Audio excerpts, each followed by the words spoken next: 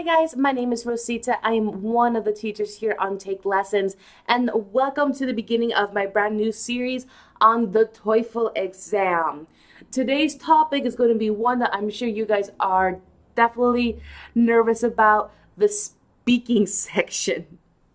So, we're going to go over some sample questions and sample answers and also some tips for you guys. I am going to go in detail of the different questions that you will encounter on the exam. So let's check out tasks 1 and 2. Now, because generally the first two speaking tasks are about your thoughts, many of the helpful transition words are going to help. Most transition words are about reasons and examples. Now, you will probably give 2 examples or 2 reasons in your answers. So you have to connect them correctly, but you might also have to contrast 2 opposite examples to make your own opinion clear. Now, after giving the reasons and/or examples, you can summarize with a general statement, but please be sure to transition into your summary. So, here are some tips before we go on. So if you haven't had this already, please grab a pen or pencil and paper and maybe a highlighter too. So pause this video. Welcome back. All right, so here are some phrases that's going to help when explaining why, giving a reason. Try to use phrases like, that's because. The reason I say that, that is that. After all, okay? Now, when you're doing some listings, here's some phrases that you can use, or transition words. Number 1 for listing. First of all, second phrase, the example or the subject for 1. Or for number 3, list them. First, blah, blah, blah. Second, blah, blah, blah. Third, blah, blah, blah. But try to avoid that repeating it constantly.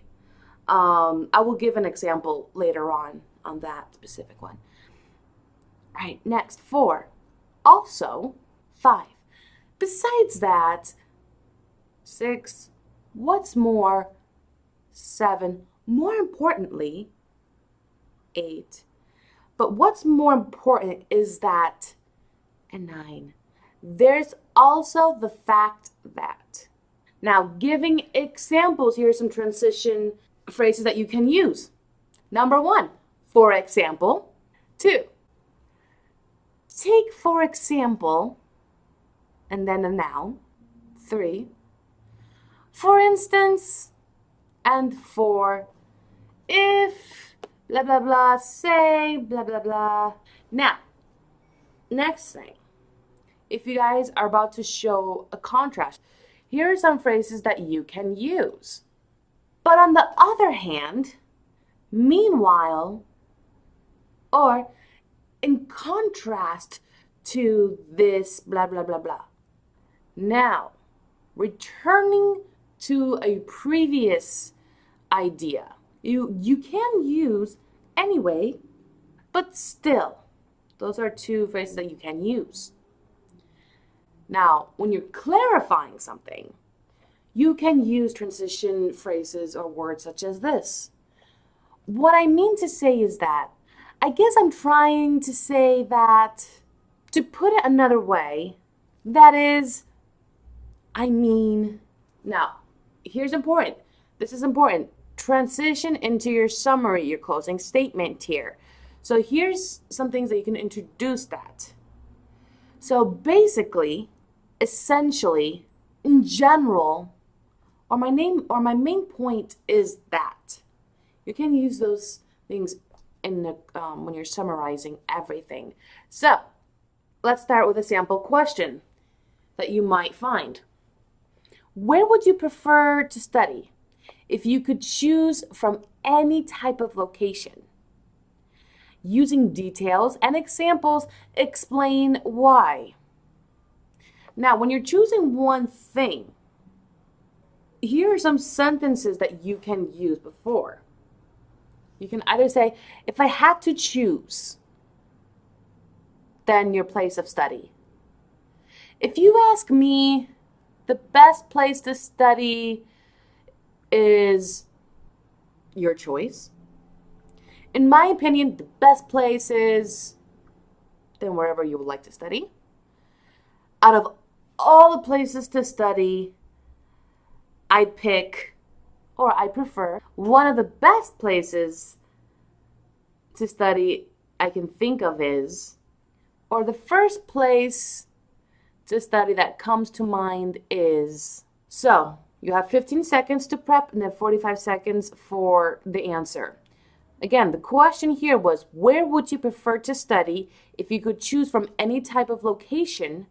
Using details and examples, explain why. Here is a sample answer. The first place to study that comes to mind, maybe the best place is home. That's because, well, in my opinion, the most important things to have when studying are quiet and comfort, and that's exactly what my home has. There's also the fact that home is the easiest place to go because you don't actually have to go anywhere. But more importantly, I have everything I need at home. If I'm hungry, I can just open the refrigerator. Besides that, if I need to research something, I have my computer right here. What I mean to say is that home is less distracting than other places. Basically, there is nothing you don't expect, and you have everything you need. I would like for you to rewind where I started the sample answer and find those phrases that I suggested earlier and see and where how I placed them. Now, I would like for you to try to answer the question on your own.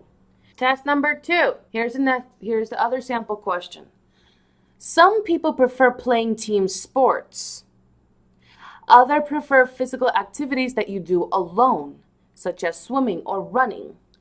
Which do you prefer, and explain why? Since you're choosing one from 2, here's some phrases that you can begin with. Personally, I prefer playing team sports. Another way to answer, I'd rather do physical activities on my own. If I had to choose between team sports and exercising alone, I'd choose doing whatever you prefer. Next, between team sports and exercising alone, I'd rather. Now, giving examples. Remember that list that I gave you before? So you can either say, for an example. Take for an example plus the noun. For instance, if, and say. A sample answer. If I had to choose between from sports and exercising alone, I definitely play a team sport. Like volleyball, my favorite. It's more enjoyable to spend time with people. There are a couple of reasons why I say that. When you're with people, you can share it. Share the experience, for one, I mean. You can talk. Or for one, I mean, you can talk or maybe joke. Like if you're playing volleyball, say and you make a mistake. You drop the ball, for instance. Your friends can reassure you. But besides that, friends can help motivate you.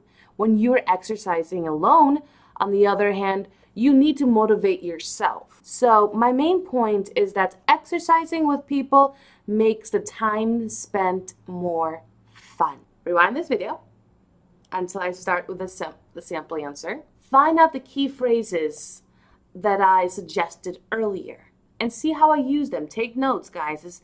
Note-taking is highly important. I would like for you to try to answer. Here's the question again. Some people prefer playing team sports. Others prefer physical activities that you do alone, such as swimming or running. Which do you prefer? Explain why. Again, you have 15 seconds to prep and then 45 seconds to answer. All right, tasks 3 and 4. Both tasks 3 and 4 include a text, then a recording, and you have to summarize both what you read and heard in your answer.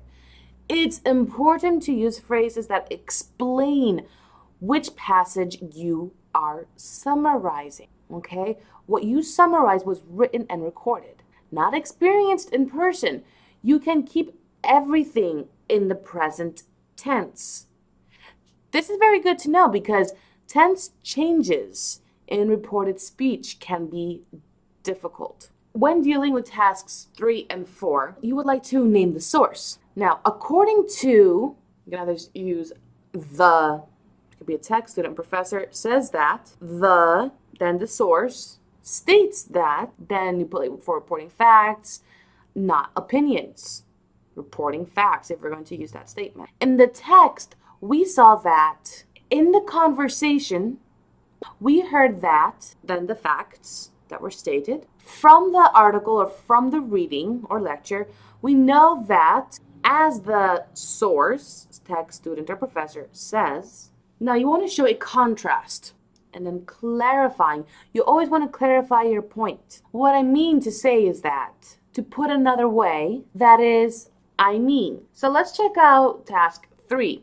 Here's a sample question that you might encounter. The woman expresses her opinion about the plan described in the article. Briefly summarize the plan, then state her opinion about the plan, and explain the reasons she gives for holding that opinion. Now, here's the thing. If you want to show a disagreement, you can say, while the text says, the student thinks this. Now, if you guys are reporting an opinion, you would like to use then the noun or the pronoun. For instance, the woman agrees or disagrees that in the, again, pronoun, in the woman's eyes or opinion, pronoun she, he believes that the pronoun, for example, the student claims. Okay, so this just, for instance, say that there was a recording, okay? So here's a sample answer. The announcement told us that next year, students will have to pay to park cars. That is, park near the class building specifically. People will need to register their cars in order to park there. But one of the students, the man in the conversation, he believes that it is a bad decision. He says that the university isn't going to make money because the money students pay will be spent on additional security to check that cars in the lots are paid for. I mean, that they're registered, okay? More importantly, he believes that students will be upset, and although the school will write tickets to punish unregistered cars, the students aren't going to pay them. Basically, the student is of the opinion that the school is going to create dissatisfaction without gaining anything, while they could instead just keep the current system. So notice how I was naming sources, clarifying, and explaining. Here's another sample answer that you guys can use. According to the text, there's a new policy on campus parking, and students are going to need to register their cars. What's more, they'll have to pay a fee to be allowed to park in the lots near the classroom buildings. And the reading states that the fee is going to provide extra money for the school to spend on building more parking lots. But the male student, on the other hand, disagrees that the school will actually be able to earn any money. He claims that the expenses of the new registration system will, or rather, are going to cost too much. So in his eyes, the registration system can only create problems. While the text says that students who don't register will be fined, the student points out that security won't know who unregistered cars belong to. So he claims that people won't pay the fines. That's an example of as if I was reading or if I was listening. When reading for the speaking segment, using the example, so here's the sample question from a reading passage. Using the examples of North American English and Jamaican English, explain what is meant by stress timing and syllable timing in languages. So here we need to describe an overview. So here's some phrases that you can use. The reading or the passage introduces the concept or the theory of. Second thing that you can use, the reading or passage defines the term, a vocabulary word or a term, as, meaning the definition. The reading or passage gives an overview of. We get a brief explanation of what the term that you're going to be talking about means from the text. It is, in the reading or passage, we get general definition of. Now, when you guys are reporting examples, here are some phrases that you could start off with or use. The professor explains this. Now, here you're going to add with the example of and by describing. The professor illustrates then that point or idea, then with the example or by describing. He or she elaborates with some more specific examples, such as. So here's an example. In the reading, we get a general definition of syllable timing and stress timing, which are ways to describe how a language sounds when it is spoken. In other words, there are categories we can put languages in based on their rhythms. The professor illustrates the difference with the examples of Jamaican English and standard North American English. The lecturer states Jamaican English speakers, for instance, don't stress individual syllables very much. Instead, they stress each syllable the same, whereas North American English speakers do the opposite, according to the professor. I mean, they stress some syllables extra. So basically, that makes a language stress-minded because the speed of a sentence changes based on how many stresses there are. Sample number 2. The text introduces the topics of the two different types of language rhythm. It basically just defines the two, which are either with emphasis or on every sound or only on some sounds. One concrete instance of this, according to the professor, is North American English. What I mean to say is that North American English has emphasis on only some sounds, and so the syllables in between go faster. On the other hand, the professor explains languages that the other timing by describing Jamaican English. In Jamaican, the sounds all get similar emphasis, and more importantly, the speed of the language depends on how many syllables there are.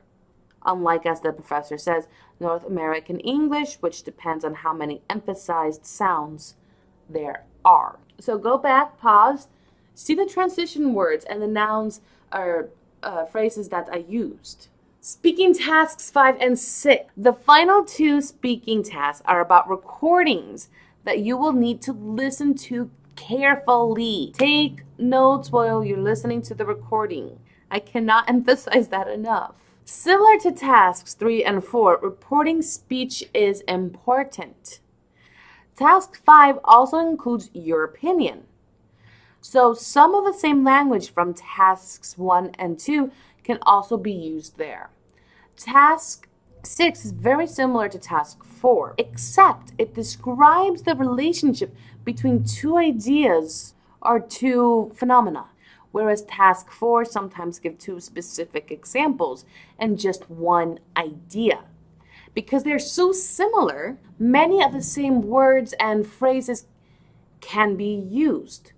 So, let's go over. We have naming the source that we talked about, showing a contrast. You're going to use listings and clarifying. So, here's a sample question from a recording. This is going to be task 5. Briefly summarize a problem the speakers are discussing. Then state which of the 2 solutions from the conversations you would recommend. Explain the reasons for your recommendations. So here, we're going to summarize the problem first. So for an example, you can say, the female student is facing a problem with, or whomever is facing a problem with. The issue is that the problem the students discuss is that, or the problem the and whomever discuss is that, or you can say the situation is. Now, reporting suggested solutions. So you can say a person or a specific person that was mentioned on the recording. Let's say the male student. The male student is thinking about, he, she is considering, or he, she points out that he, she could. Now, reporting opinions.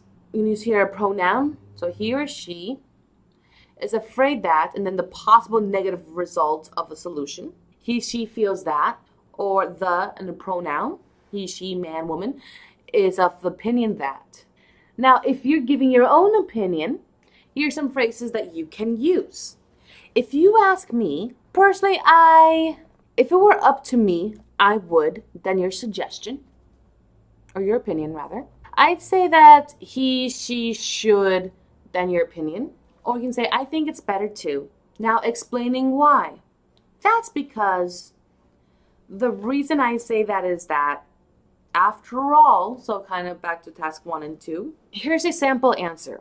The issue is that the woman has 2 different plans for Thursday evening, and she's not sure what she should do.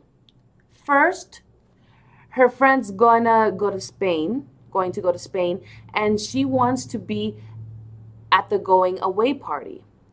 According to the woman, she won't see her friend for a long time after that.